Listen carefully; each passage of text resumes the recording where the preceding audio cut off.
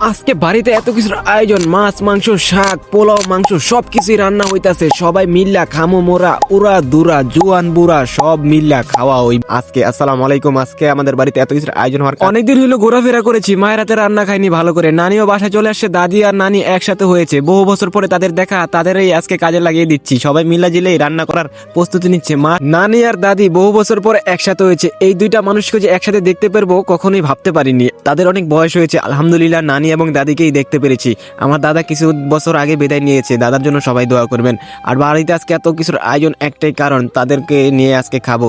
আমার দাদি এখনো সুন্দর মাশাআল্লাহ কাজ করতে পারে, সেই জন্য দাদিকে দেখতে লাগে ভালো। আম্মু এদিকে সবকিছু রেডি করে নিচ্ছে, দাদি ওইদিকে কাজ করছে।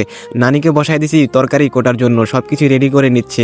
আর কিছুক্ষণের মধ্যেই রান্না শুরু হবে। ছোট বোনেরা এসে টমেটোগুলো পরিষ্কার করে নিচ্ছে, আমি আবার একটু টমেটো খাই নিলাম, আমি টমেটো খেতে খুব পছন্দ করি। মা আবার এদিকে সবকিছু রেডি করতেছে, তাড়াতাড়ি রান্না শেষ করতে হবে। নানি দাদি তাদেরকে নিয়ে আজকে খেতে হবে, অনেকদিন হয়ে গেল। আর আব্বু এদিকে বাগান পরিষ্কার করে সবকিছু নিয়ে আসতেছে, তাই আমি বাগানে চলে আসলাম। এসে দেখি আবার নানি এখান থেকে শাক তুলতে, আর এইদিকে সবকিছু রেডি করে ফেলেছে, এখন খালি রান্নাটা শুরু করবে। আব্বু এদিকে রেডি হচ্ছে, সে বাগানে যাবে খেজুর গাছ কাটার জন্য। আর নানি এখানে এসেই খাওয়া দাওয়া শুরু করে দিল, তার নাকি লেগে গেছে খিদা। আমি আবার দাঁড়িয়ে আছি, আমার লাগছে গরম, সেই জন্য আমি আবার এখানে দাঁড়ায় দাঁড়ায় সবকিছু দেখতেছি। সবকিছু রেডি, কিছুক্ষণের মধ্যে রান্না করবে শুরু। মা চালগুলো পরিষ্কার করে নিচ্ছে। এভাবে করে প্রতিদিন আমাদের সকালটা শুরু। আর সকালবেলা আমরা কি কি করি, কি খাই, কোথায় যাই, সবই আপনার সাথে শেয়ার করি। আম্মু এখন রান্না শুরু করে দিচ্ছে, লাকড়ির চুলা রান্না। আসলেই ভাই অনেক ভালো লাগে সত্যি, মাটির চুলা রান্না করার আর মজাই বলে আলাদা। ক্ষুধা লেগে গেছে, মায়েরা কইলাম ফ্রিজে কি আছে, মায়ে কয় খিচুড়ি আছে, বাইর কইরা গরম করে লইলো। এখন সবাই মিলে একসাথে বইয়া চুলার পরে বইয়া খামো। যদি কোনোদিন সুযোগ হয় মা বাবার হলে 5 স্টার হোটেলে যাবো খাইতে, আপনারা করবেন দোয়া। আমরা একসাথে বইসা সবাই মিলে খাওয়া দাওয়া করতেছি ভাই, আর এক হাত দিয়ে ক্যামেরা ধরে আপনাদেরকে দেখাইতেছি। এই যে দেখেন আমাদের আয়োজন, এটা আমরা সবাই প্রতিদিন এভাবেই খাই। এভাবেই আমাদের সকাল শুরু, এভাবেই বিকালে সবসময় চুলার পরে বসে বেশিরভাগ খাওয়া দাওয়া হয়। দাদি খাইতেছে, মায় খাইতেছে, বাবা খাইতেছে, আসলেই ভালো লাগে। যদি কোনোদিন টাকা পয়সা হয় তাহলে তাদেরকে নিয়ে যাবো 5 স্টার হোটেলে। আপনারা করবেন দোয়া। মা বাবাকে নিয়ে স্বপ্ন দেখলে নাকি স্বপ্ন পূরণ হয়। আপনাদের দোয়া এবং ভালোবাসা থাকলে, আল্লাহর রহমত থাকলে একদিন ইনশাআল্লাহ স্বপ্ন পূরণ হবে। মা খাওয়া দাওয়া শেষ করে আমরা সবাই একসাথে হয়ে আবার দেখতেছি কিভাবে কি করে। মা মাছগুলো করকরায় ভাজা করতেছে, কারণ আমরা ভাই নরমাল ভাজা খাইতে পারি না। মুরগির মাংসগুলো সুন্দর করে ফ্রেশ করে ধুয়ে এনে এখন এগুলোকে রেডি করতেছে, ভাজা নিবে। আমরা আবার মুরগির মাংস ভাজা রান্না ছাড়া খাই না, সবকিছু ওকে করতেছে। মা সুন্দর করে লাকড়ির চুলায় মাংসগুলো ভেজে নিচ্ছে। আমি মাকে হাসতে হাসতে একটা প্রশ্ন করলাম, মা এত কষ্ট করে তুমি রান্না করতেছো, এই আগুনের তাপে তোমার গরম লাগছে না? মা মুচকাশি দিয়ে বলল, কয় বাবা আমার কোনো গরমই লাগে না, আমি সুন্দর করে রান্না করতে পারি, সেটা আমি অনেক খুশি থাকি। তোরা যে ঠিকভাবে 2 বেলা ভাত খাইতে পারোস, সেটা আমার থেকে অনেক ভালো লাগে। কারণ আমাদের 2 টাইম এইখানে রান্না হয়, এইখানে প্রতিদিন 2 বেলা করে মা রান্না করে, সকাল এবং দুপুরে এই টাইমগুলোতে রান্না হয়। আসলে ভাই মা কখনো ক্লান্ত হয় না, মায়ের ভালোবাসা সত্যি তুলনা হয় না। মায়ের সাথে কথা বলতেছি আর দেখেন এইদিকে ছোট বোনরা এসে সবকিছু রেডি করে দিচ্ছে, মাকে কাজে হেল্প করছে। আমি আবার এক পিস ভাজা মাংস খাইয়ে নিলাম, ভালোই লাগলো। এখন মার দিকে তাকাইছি, আসলে মা কিন্তু ক্লান্ত হইতাছে না ভাই, এত গরমের মধ্যে বসে মা রান্না করতেছে। আসলে মায়ের হাতের দিকে তাকাইতাছি, মা শোল দিয়ে ঘাম বেয়ে বেয়ে পড়তাছিল, কিন্তু একটা পর্যায়ে দেখলাম মা মুখটা পরিষ্কার করে নিল। আসলে ভাই এগুলা দেখার পরে না অনেকটাই চিন্তা পড়ে যায় যে মা এত পরিশ্রম করে, মাকে কি কখনো কষ্ট দিবেন? আমার মাকে আমি অনেক ভালোবাসি ভাই, প্রত্যেকটা মাকেই সম্মান করা উচিত, কারণ মা না থাকলে বুঝবেন মার কি জিনিস। বাইরে মা না থাকলে কেউ ডাক দিয়ে জিগাইবো না একবেলা ভাত খাইছেন কিনা, কি করতেছেন, কই যাইতেছেন, কেউ খবর লইব না, কেউ আর দরজার সামনে দাঁড়ায় থাকবো না রাইতে দেরি করে আইলে। আসলে মা না থাকলেই বোঝা যায় মায়ের কষ্ট।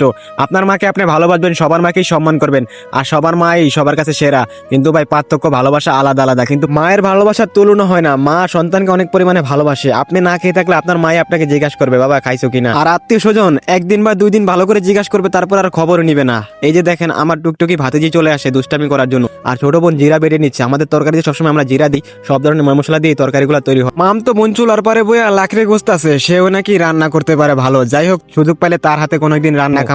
এখন দেখেন সবকিছু আতলিয়া দেখতেছি, মাছগুলা সুন্দর করে ভাজা হয়ে গেছে, এখন শাকগুলারে তৈরি করার পালা। মা সুন্দর করে শাকগুলারে নিয়ে নিতে, আর আমি এটাই চিন্তা করতেছি যে মায়ের হাতের রান্না যখন দূরে থাকবো তখন অনেক মিস করবো। আসলে দূরে গেলে বুঝি যে কত খাবার পাই, কত নামি দামি ব্র্যান্ডের খাবার থাকে, কিন্তু মায়ের হাতের খাবারের টেস্ট আর কখনই না কোথাও পাই না। একে তো এত গরম, এই গরমের মধ্যে মা আগুনের সামনে বসে রান্না করতেছে লাকড়ির চুলায়। আসলে দেখতে যতটা ভালো মনে হচ্ছে, কিন্তু যে এখানে বসে রান্না করে সেই জানে ভাই তার থেকে কেমন লাগে। মা না ক্লান্ত হয় না, সকাল ভোরে উঠে সেই সন্ধ্যা তরি কাজ করতেই থাকে। কখনো মা বলে না আমি ক্লান্ত হয়ে গেছি।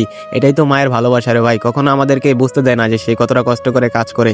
আসলে মায়ের ভালোবাসার কোনো তুলনাই হয় না রে ভাই। আর আপনারা অবশ্যই মাকে ভালোবাসবেন, মায়ের থেকে দোয়া নিবেন। মায়ের দোয়া ভাই আল্লাহ কবুল করে। মাকে কখনোই কষ্ট দিবেন না। সবার মাই সবার কাছে সেরা, কিন্তু ভালোবাসাটা ভিন্ন হলেও দিন শেষে মায়ের ভালোবাসা একরকমই হয়। আপনার মাকে আপনি ভালোবাসবেন। আমাদের প্রায় সবগুলো আইটেম রান্না করা শেষ হয়ে গেছে, এখন পোলাও রান্না হইতাছে। দূরে গেলে মাকে অনেক মিস করি, আর মায়ের হাতের রান্না তো কোথাও পাই না। অনেক জায়গায় নামি দামি ব্র্যান্ডের খাবার খাইলেও না, কিন্তু মায়ের হাতের খাবার পাই না।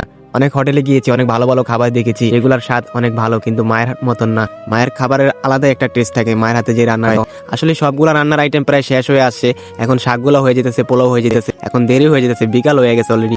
একেবারে এই সকাল থেকে শুরু করে রান্না শুরু করছে। আপনারা একটু খেয়াল করলে বুঝতে পারবেন, আমার আম্মু সেই গরমের মধ্যে বসে বসে রান্না করতেছে। রান্না প্রায় শেষ হয়ে গেছে, সেই সকাল থেকে শুরু করে বিকাল হয়ে গেছে, আম্মু এখনো ক্লান্ত হয় নাই, সেই এক জায়গায় বসে রান্না করতেছে। সবগুলো আইটেম রান্না শেষ হয়েছে, মাছ ভাজা, মাংস সবকিছু রেডি, পোলাও সবকিছু এখন নিয়ে খাওয়া দাওয়া শুরু করতে হবে। এই যে এতগুলা খাবার মা তৈরি করলো এবং এত কষ্ট করে রান্না করলো, কিন্তু এই মানুষটাই সবাই লাস্টে খাইবো। আমগরে আগে সবসময় খাওয়ান দেয়, তারপরে সে খায়। এই যে দেখেন কতগুলা মানুষের খাবার সে একাই রেডি করেছে। এইদিকে সবাই একসাথে বসে খাবার শুরু করে দিয়েছে, দাদি এই পাশে, আব্বু ওই পাশে, আর মা সবাইকেই বেড়ে দিচ্ছে। সারাদিন রান্না করলো, আবার নিজের হাতেই সবাইকেই বেড়ে দিচ্ছে, কিন্তু সে একটাবারও খাবারের চিন্তা করতেছে না। একটু খেয়াল করে দেখেছেন, খাবার নিয়ে বাইরে চলে আসলাম আর মায়ের কথা মনে করতেছি, মায়ের হাতে রান্না কতই না মজা, খাইতেছি আর চিন্তা করতেছি দূরে গেলে অনেক মিস করবো।